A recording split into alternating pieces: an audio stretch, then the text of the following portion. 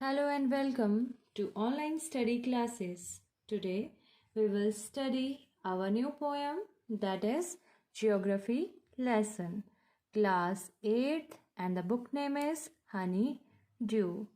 Basically, students, I want to tell you at first, this is the poem not related with any geographical topic, okay? Not any SST social studies topic, okay? This is totally different. But in this poem, there are some phrases that be used in geography chapter. Okay, let's start it. Can you imagine what your city would look like if you saw it from 10,000 feet above the ground? Neatly planned and perfect in proportion like a geometric design, it would strike you as something very different from what it actually is while you are in the thick of it. ठीक है, कि आप कल्पना कर सकते हो कि जब आप अपने शहर को 10,000 फीट से ग्राउंड से ऊपर 10,000 फीट से जब देखोगे अपने सिटी को, तो वो कैसा दिखता होगा। बिल्कुल, जब हम देखेंगे क्या नीटली प्लान, मतलब अच्छे से प्लान, जो मतलब नक्शा होता है अच्छे से प्लान होगा, और उसका अनुपात, प्रोपोर्शन मीन्स अनुपात बिल्कुल परफेक्ट होगा। और जैसे कोई ज्यामितीय रचना होती है, like triangle, square, rectangle, cuboid, ठीक है। और स्ट्राइक मीन्स होता है कुछ बात मन में आना, और हमारे मन में ऐसी बात आती है कि जब हम शहर में होते हैं, थिक ऑफ इट मीन्स शहर के बीचों बीच होना। जब हम शहर में होते हैं तब मन में अचानक से बात आती है कि ये जो चीज़ है वो एक्चुअली में जैसी हमें दिख रही है वो एक्चुअली में वैसी नहीं है, कुछ डिफरेंट है। Here is a poet's description of just such a view of the city and some questions that come to his mind. अब यहाँ पे पोएट कुछ हमें विवरण दे रहा है। डिस्क्रिप्शन मीन्स विवरण, ठीक है। कुछ विवरण दे रहा है कि सिटी कैसा दिखता है, और उसके दिमाग में, पोएट के दिमाग में कुछ क्वेश्चंस भी अराइज हो रहे हैं। Okay, let's start it poem. When the jet sprang into the sky, it was clear why the city had developed the way it had. Seeing it scaled 6 inches to the mile, there seemed an inevitability about what on ground had looked haphazard, unplanned, and without style when the jet sprang into the sky. Okay? Here, sprang means होता है छलांग लगाना, ऊपर उठना, कूदना, ठीक है। Inevitability means होता है जो निश्चित हो, ठीक है, जिसको हम नकार या अनदेखा नहीं कर सकते। हैफाजार्ड मीन्स होता है अनप्लैंड, ठीक है, बिना किसी योजना के, ठीक है, जिसका कोई प्लान नहीं बनाया जाता है, ठीक है। और स्प्रैंग मीन्स होता है छलांग लगाना, ऊपर उठना, ठीक है। In the first stanza, poet describes his city. He tells us how it appears from the window of an aeroplane. It was clear that the city developed just as it was necessary for the people. So, what looked haphazard on ground looked inevitable from the sky. ठीक है, तो यहाँ पे poet बोल रहे हैं जैसे ही मैं उस एरोप्लेन से टेक ऑफ हुआ, तो ये बिल्कुल क्लियर हो गया था कि जो सिटी है, जो शहर है उसका विकास मतलब किसी फिक्स प्रोपोर्शन में नहीं हुआ है, बल्कि उसका जो विकास हुआ है वो लोगों की ज़रूरत के हिसाब से हुआ है, ठीक है, उनकी ज़रूरत के अकॉर्डिंग हुआ है। लाइक जैसे मान लो कि किसी का कोई घर है स्क्वायर शेप में है, किसी का रेक्टेंगल शेप में है, किसी का क्यूबॉइड शेप में है, ठीक है। तो ऐसे बोल रहे हैं कि मतलब ये अनप्लैन्ड होता है, ये फिक्स नहीं होता है कि इसका विकास ऐसे किया गया है। तो ये बोल रहे हैं कि और बोल रहा है कि ये जो मैं इसको देखता हूँ ग्राउंड में, ठीक है, जब अपने सिटी को अपने मतलब ज़मीन से देखता हूँ अपनी सिटी को, तो ये लगता है कि बिना किसी योजना के ये बना दिया गया है, ठीक है। लेकिन जब मैं इसे स्काई से देखता हूँ, जब मैं इसे आसमान से देखता हूँ,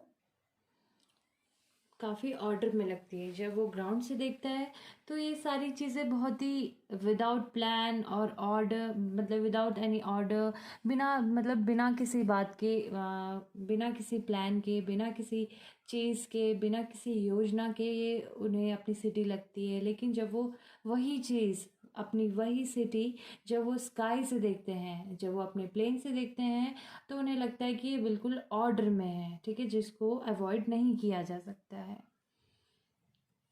When the jet reached 10,000 feet, it was clear why the country had cities where the rivers ran and why the valleys were populated. The logic of geography, that land and water attracted man, was clearly delineated when the jet reached 10,000 feet. अब यहाँ पे poet बोल रहे हैं कि जब उनका जहाज, ठीक है, 10,000 फीट ऊपर था, the poet can see the logic of geography, he can see why the cities in the country have grow along the reverse, ठीक है। उन्होंने देखा, उन्हें जो ज्योग्राफी का लॉजिक था, ठीक है, ज्योग्राफी का जो तर्क था, वो बिल्कुल समझ में आ गया और वो उन्हें साफ साफ दिख रहा था कि किस प्रकार कोई एक शहर एक नदी के किनारे बसता है, और the valleys were populated for the same reason, ठीक है। और वैसे ही जो लोग हैं, जो शहर है, वो भी उसी के कारण वहाँ पे बसते हैं। It is land and water together that attracts the people, ठीक है। जो पानी और जो ज़मीन है, वो किस प्रकार लोगों को एक साथ अट्रैक्ट करते हैं।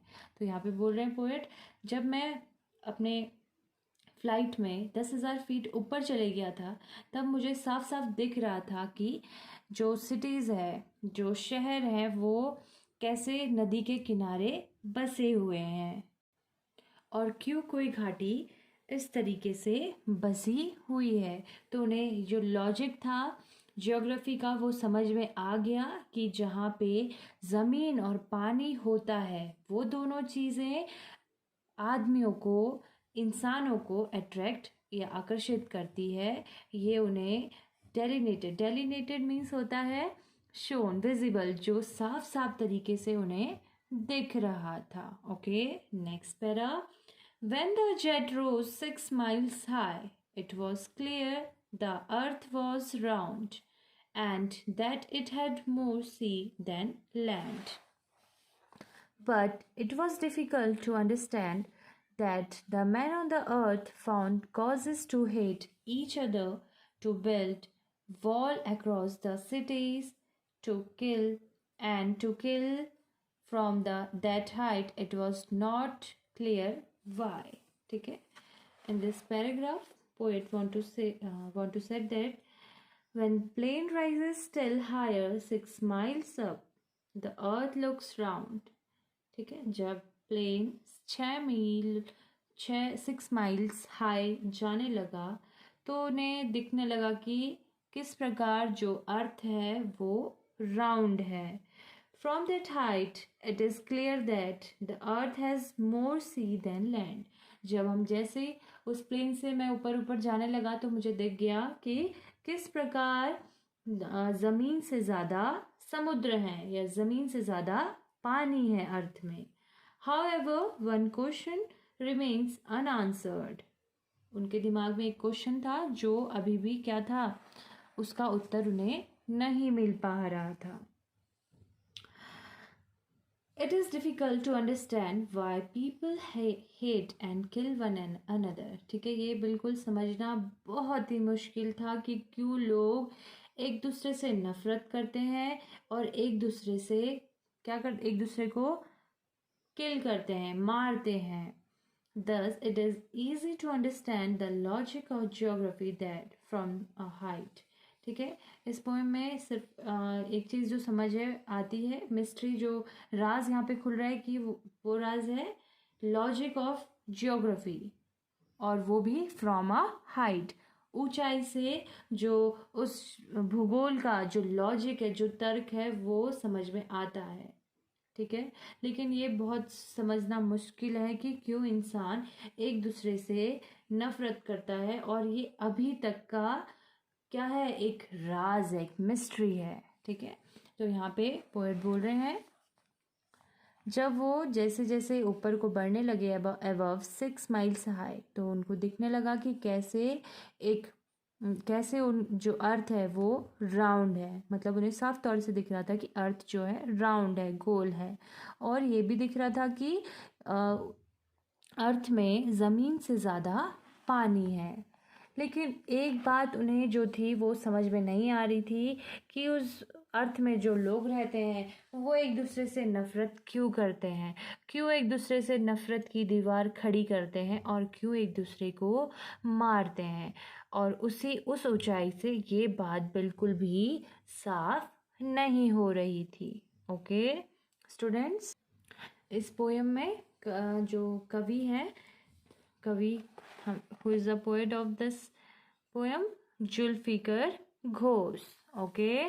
तो जो जुल्फिकर घोष हैं वो उस समय जब उन्होंने ये पोएम लिखी, उसके बाद मतलब उससे पहले उन्होंने क्या किया, एक एरोप्लेन में उन्होंने सवारी की। ठीक है। आप लोग जब एरोप्लेन में बैठे होंगे तब आप लोगों ने देखा होगा कि जब आप ऊंचाई में जाते हो तो किस प्रकार आपको आपका सिटी या कोई भी अदर सिटी आपको बहुत ही वेल प्लान्ड लगती है, बिल्कुल प्रपोर्शन में लगती है। लेकिन जब आप उस सिटी में होते हो तो कुछ भी व्यवस्थित नहीं लगता है। बहुत बिना किसी व्यवस्था के कोई भी कैसा भी आड़ा तिरछा या किसी भी शेप का मकान बना देता है, कैसी भी दुकानें बना देता है। लेकिन जब वही चीज़ आप आसमान में जाके देखते हो तो आपको वो बहुत ज़्यादा वेल प्लान्ड लगता है, और हम उस चीज़ को नकार या उस चीज़ को हम अवॉइड नहीं कर सकते हैं। और वही चीज़ उन्होंने देखी जब वो थोड़ा और ऊंचाई पे गए, तो उन्हें ये बात बिल्कुल समझ में आ गई कि किस प्रकार उन्हें जो लॉजिक था, उन्हें जो उनका जो मतलब ज्योग्राफी का जो तर्क था, जो भूगोल का तर्क था, उन्हें समझ में आ गया कि किस प्रकार ज़मीन और पानी दोनों के दोनों आदमियों को, इंसानों को अट्रैक्ट करते हैं अपनी ओर। इसीलिए जो शहर होते हैं, अधिकतर शहर होते हैं, जो घाटी होते हैं, वो ज़्यादातर रिवर्स के किनारे बसे होते हैं, क्योंकि उन्हें वहाँ पे अपनी फसल करनी होती है, अपने मतलब पानी को यूज़ करना होता है। उन सब चीज़ों के लिए वो लोग कहाँ बसे होते हैं, ज़्यादातर रिवर्स के किनारे। ठीक है। तो जैसे ही अब जो उनका प्लेन था वो थोड़ा और हाइट पे गया, तो उन्हें ये बात भी समझ में आ गई कि किस प्रकार जो पृथ्वी है वो क्या है, गोल है। और जो पृथ्वी में ज़मीन की जो मात्रा है, मीन्स ज़मीन का एरिया है, वो कम है, बजाय जल की मात्रा क्या है, ज़्यादा है। और उन्हें ये बात बिल्कुल समझ में नहीं आई, ऊपर से भी, हाइट से भी समझ में नहीं आई कि क्यों लोग एक दूसरे से नफ़रत करते हैं, क्यों वो नफ़रत की दीवार को खड़ी करते हैं, और क्यों एक दूसरे को मारते हैं। ठीक है। आई होप स्टूडेंट्स आपको ये पोएम अच्छे से समझ में आ गई होगी। In my next video we will do the working with the poem. Okay, that's all. Bye bye.